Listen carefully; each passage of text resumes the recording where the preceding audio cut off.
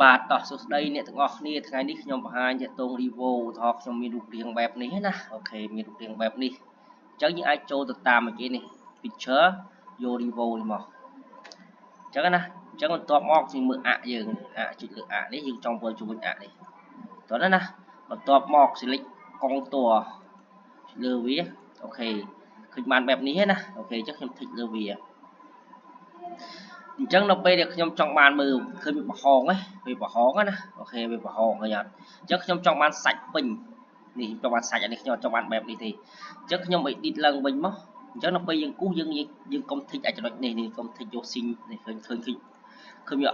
អោយយើងអត់ឃើញវាអត់អោយទេអញ្ចឹងណាវាបិទយើងតែម្ដងអញ្ចឹងថតខ្ញុំ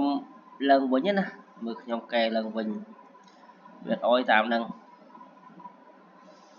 អញ្ចឹងរូបរបស់យើងគូសត្រូវបាទមើលខ្ញុំលុបឡើងវិញអញ្ចឹងនៅពេលយើងធ្វើយើងត្រូវពិនិត្យផងពិនិត្យត្រង់ចំណុចហ្នឹងណាអូខេអញ្ចឹងខ្ញុំបានរូបបែបនេះហើយខ្ញុំ edit ឡើងវិញមកហើយខ្ញុំ refold វាឡើងវិញមកហើយខ្ញុំដោះវានេះ